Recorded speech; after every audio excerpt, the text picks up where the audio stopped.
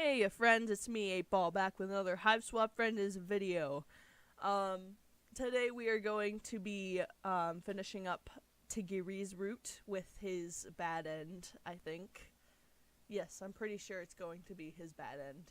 Because we got the good end, we got the bad end, the short bad end, and the long bad end last time. And in our very last video, like the video before this one, we covered Tegiri's, but not Tegiri, oh my god, Zabiti's, both of his bad endings. So today we're going to do, what's his fucking name? Tegiri's bad ending. Alright. In an utterly unsurprising turn of events, the knight finds you trolling Alternia in search of, well, trolls. The friendly type, preferably.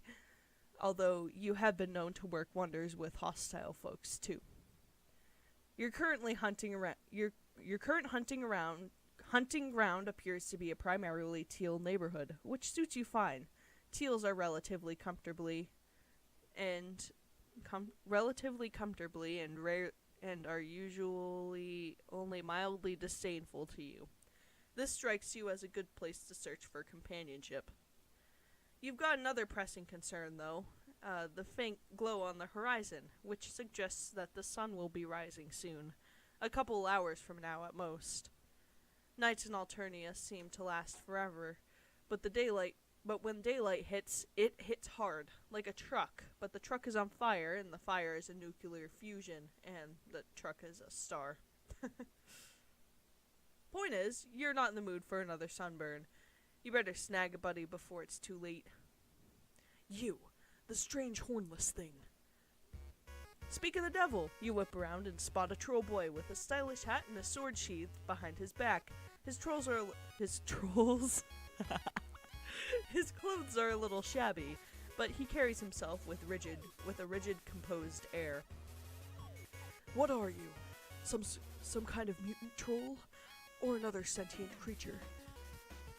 Definitely the latter, you say, unless he would prefer the former, in which case you're that, actually. But mutants, you've learned, are not particularly well liked on this planet. An alien?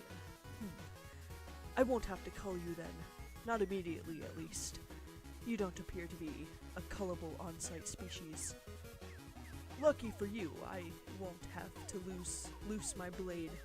And lucky for me to have found a potential comrade. I know what you seek. Shelter and friendship? Not necessarily in that order. You're about to speak up, but he's already moving on. You seek the meeting place of the Eastern Alternian Fine Animated Art Appreciation Society. Or, as some less cultured souls will call it, the Anime Club. Oh, a club! Back home, teachers used to go on and on about how clubs were a wonderful place to meet your new friends. You didn't really believe it then, but maybe things are a little different here on Alternia. You confidently assert that yes, you are here for the animes. Good. I feared I was going to have to cancel tonight's meeting due to no-shows, but now it can proceed as scheduled. Follow me. He gestures towards his hive and begins to stride confidently towards it. But then he rethinks it, pausing to look back at you. Wait.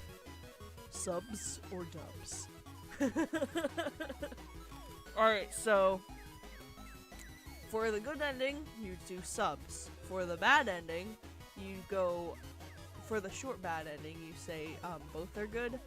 And for so I'm gonna do dubs this time, because he's definitely a dub guy. Perfect. A fellow connoisseur. Let's continue. And his otaku room.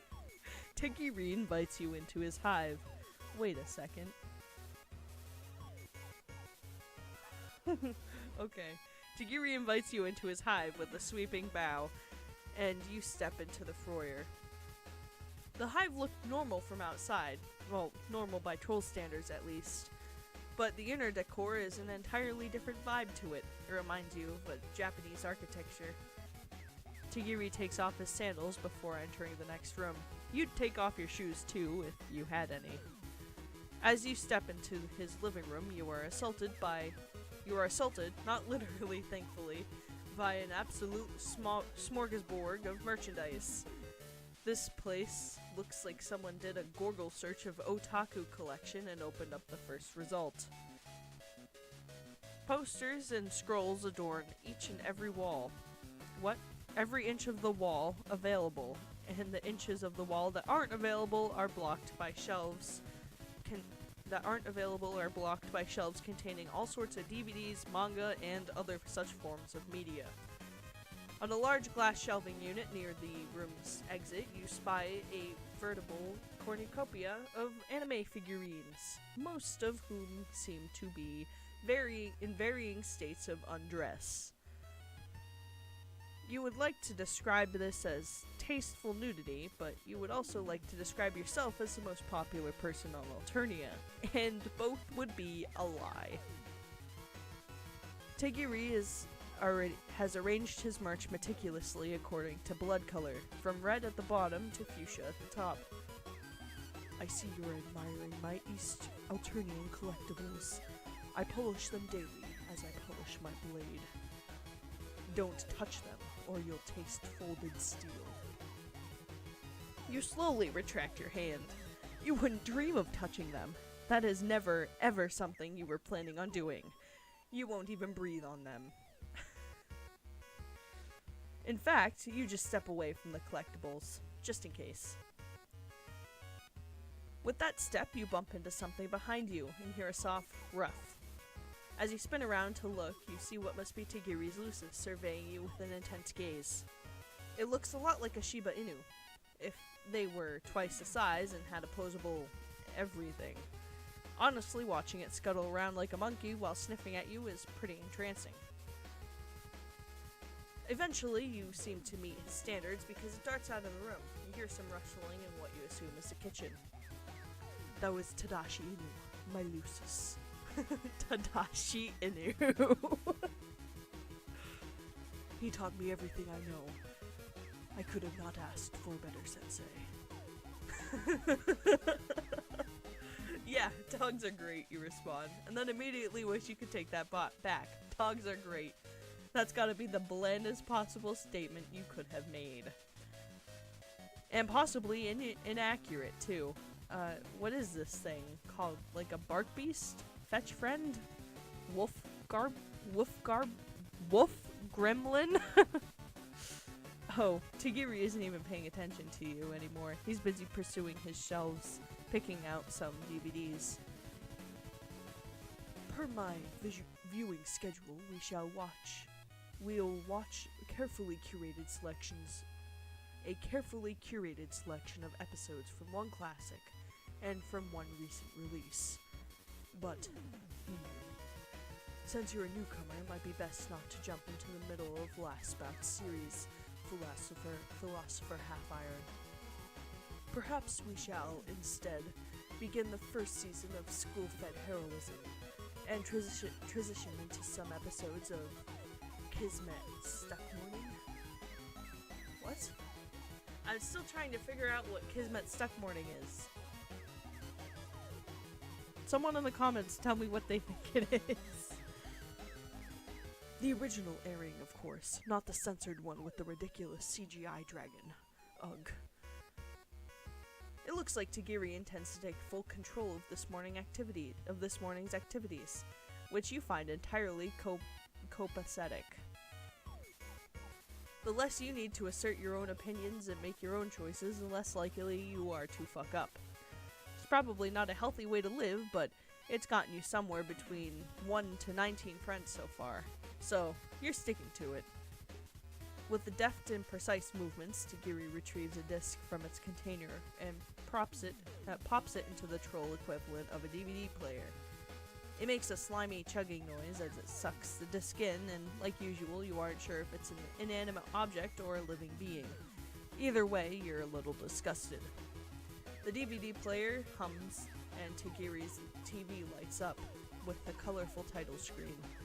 You're ready to get settled in for a journey through the wonderful world of the animes, but he frowns and pauses the episode less than a minute in. This isn't the correct copy. The localization on these lines was changed after the original translator was called by a purple-blood for crimes against buffoonery. I specifically ordered the first edition to be paid extra for it. This is unacceptable. Tegiri stops the DVD player, ejects the disc, and places it back in its case. Come, there's still time in the night. We need to go resolve this immediately. The shop that imported it for me is nearby. He heads for the door and beckons for you to follow, which you do. You guess it was too much It was too much to hope for a quiet morning inside, wasn't it? At least you get to go shopping for the animes, which sounds fun enough. Will it be one of those fancy automated stores, you wonder? No. Unlike most stores on Alternia, this specialty shop is run by a living troll. A fellow collector who would not entrust such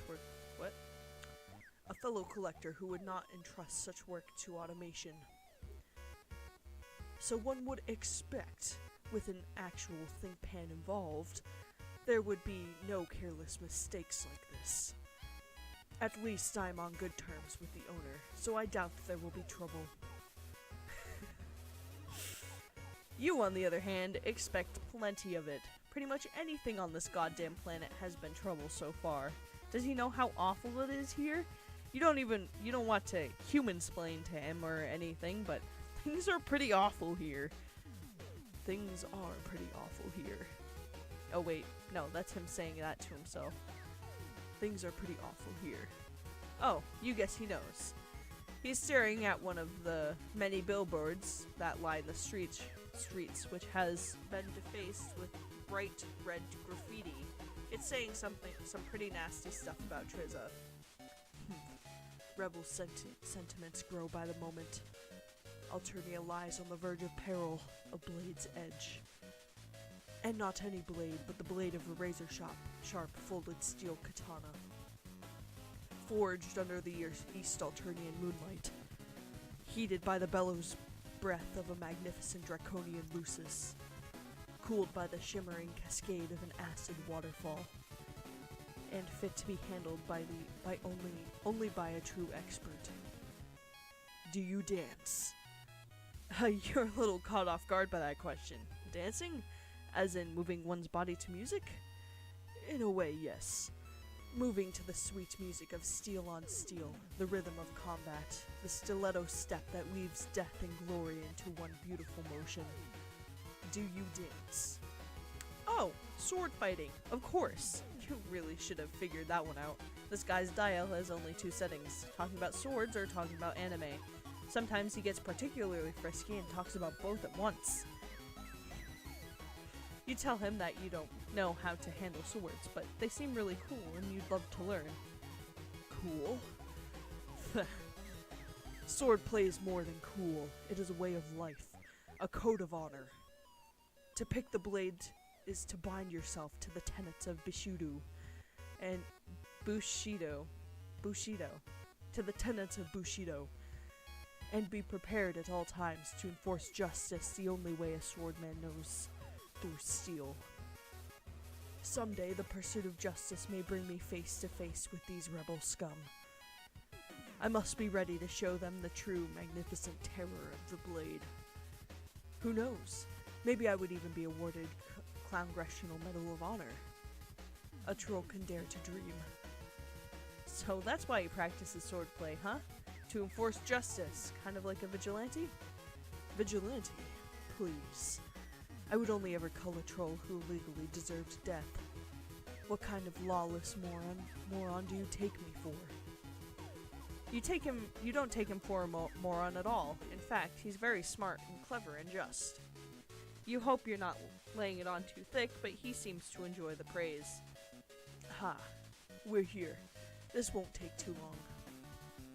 He's taken you to a night market that reminds you of the place where you met Polypa. A strip mall lies to the left of the many tents and stalls. Sorry. To the many tents tents and stalls, and the sign above one door reads Super Topado Imports. Oh, hey, look, it's the Trollean Overwatch symbol. I didn't notice that last time.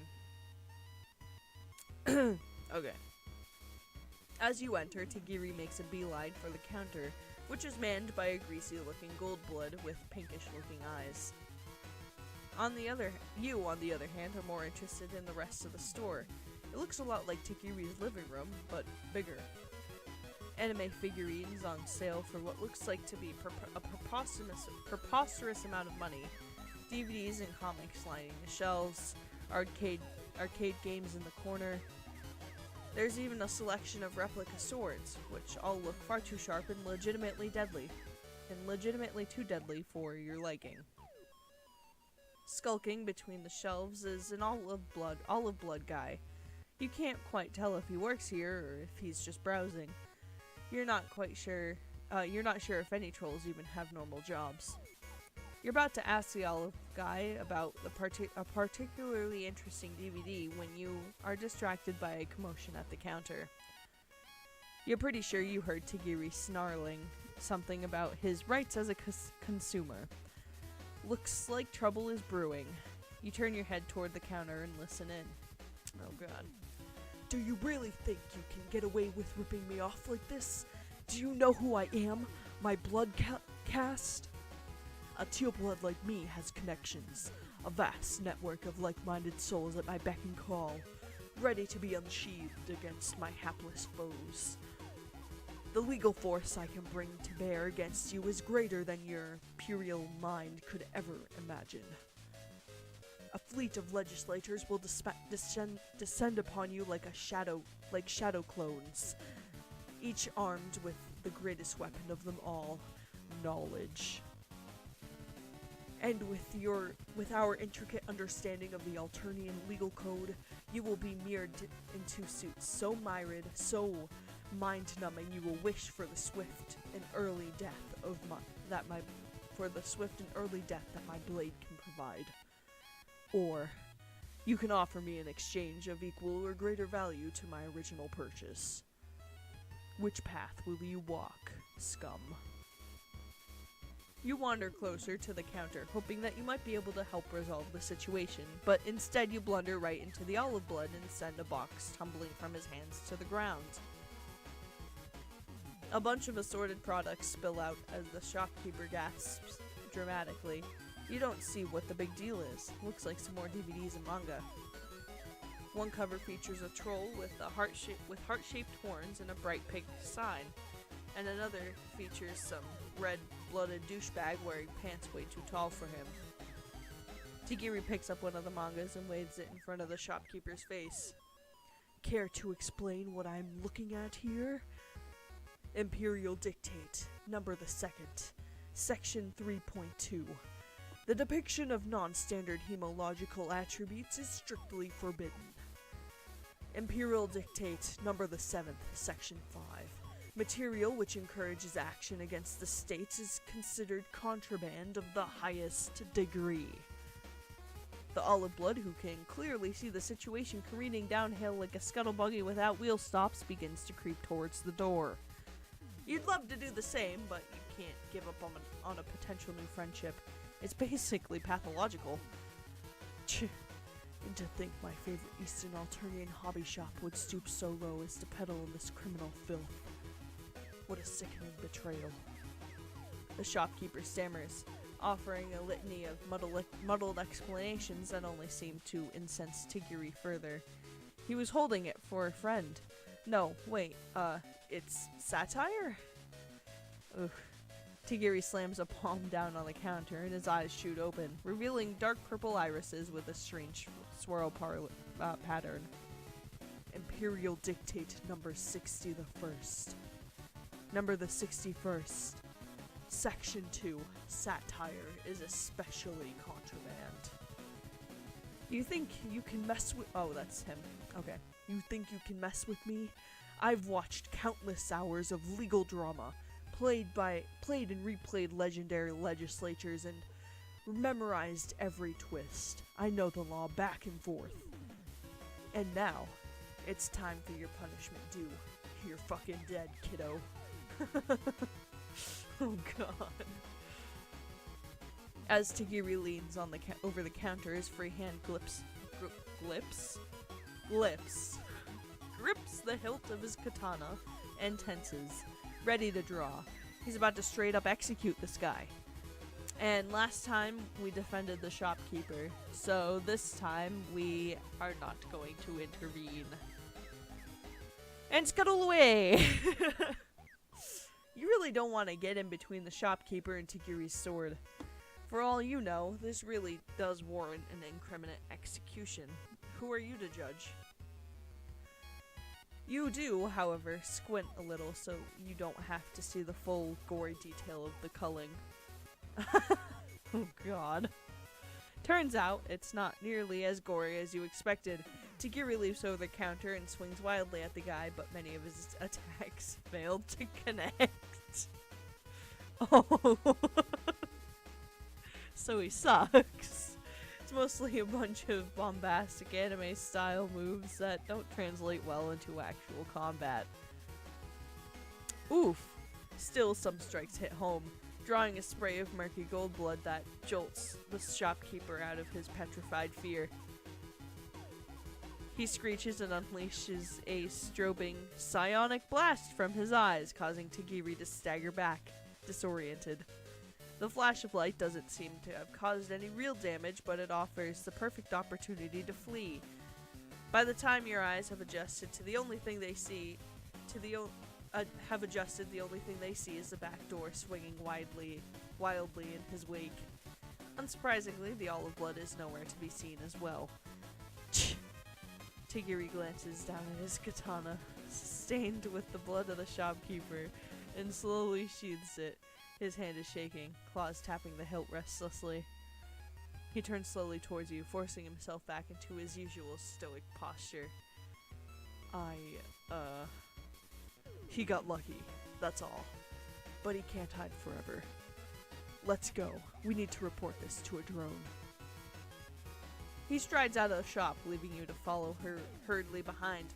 What a mess. You hesitantly ask him whether it was really necessary to try to kill that boy for what he did. Oh, of course it was. The law is absolute. A foreigner like you might not understand. It is not my duty to question the righteousness of my actions.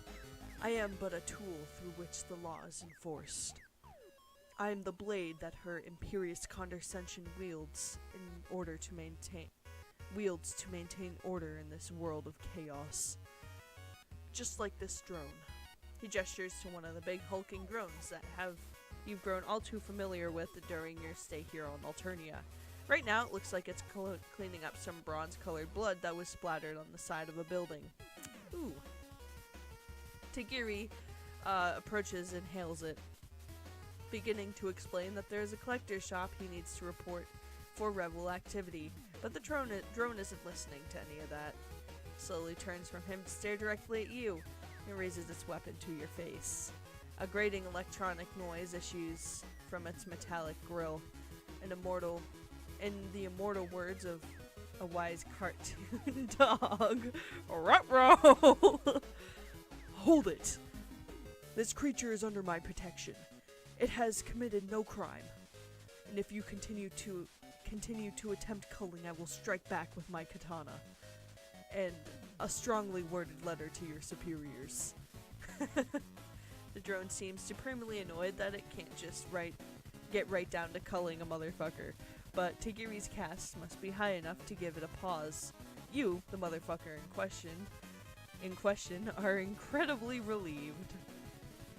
That relief quickly fades when the drone produces a palm husk with a blurry picture of you in the screen, and a lot of text beneath, most of it flashing red. That's never a good sign. It looks just like a rap sheet. Tegiri reads through it quickly, which is a pretty impressive feat considering his eyes are still closed, and his expression darkens the further down he gets. Wanted under suspicion of meat product theft. Wanted under suspicion of meat product theft, heist of fine art, accomplice to the assassination of a violet blood? Oh no. Oof. Oof is correct. You didn't realize you had racked up such a heavy list of crimes. He's already rounding on you, with fury rating off every inch of his being. It's terrifying. You've seen this guy arguing with the retail clerk. You know what he's capable of. Ugh. All this time, I thought your soul was open to the way of the samurai. I thought I had met a potential new connoisseur of the animated arts. But no. Your blood pusher pumps only lies through your villainous veins. You were just looking for an alibi, a place to bide your time, to hide away from the drones until it was time for your indulgence once more in your criminal ways. You tried to defend yourself. You didn't do any of those things. And you have a perfectly good reason for most of them. Tegiri isn't buying it. He's clutching his katana's hilt so tight, veins are bulging in his hands. Silence, coward. The time has come for my blade to strike true. He draws his blade in a smooth motion and swipes at you. You just barely manage to sidestep the attack. You dart backwards, stumbling over yourself in your haste to get away while he swings his katana around wildly around, making lots of weird grunting noises. Once again, his mouth has been writing a check. His mouth has been writing a check that his sword hand can't cash. But you doubt that matters when trolls are stronger and faster than you in general. He's accompanied by a giant murder drone. It's time for you to split. You better do it lickety. Glancing around, you notice you're about to cross over a bridge with an underpass beneath it. Perfect. Just like in an action hero. Just like an action hero, you hop right over the edge of the road, duck into the underpass, and find a nice hiding spot. You dash towards the traffic barrier, vault nimbly over it, and oh Jesus, pisses way higher than you thought it was. You hit the ground hard with a resounding crack. And for a moment, your vision goes blank as a wave of pain sears your nerves. As the pained disorientation begins to fade, you decide it's about time to take stock of your situation. Couple of broken bones, old hat, a troll trying to kill you, not unfamiliar, and drones attacking you, same. And the sun is about to rise and scorch you into nothing, again. Individually, you've risen to the challenge of just barely handling each and every one of these problems. But all at once, yeah, you think you're just gonna call this one here. Oof. Useless. Oh, look at me. I'm like dead. What is that? Oh, I don't want to know what that is. Alright, well. Oof. That's all I can say. I hope you enjoy. That was Tegiri's bad ending. I hope you enjoyed this video. If you did, please like, comment, and subscribe. And if you're interested or new to the Hiveswap Friendism scene, you should definitely go check it out in Steam. There will be a link in the description. Each DLC is only about 99 cents, which is really a steal, if you ask me. It's great. But if not, you can go ahead and check out my entire playlist of Hiveswap Friendism that I have. It's basically the main thing I do on this channel at this point. And I've done, like, every route so far.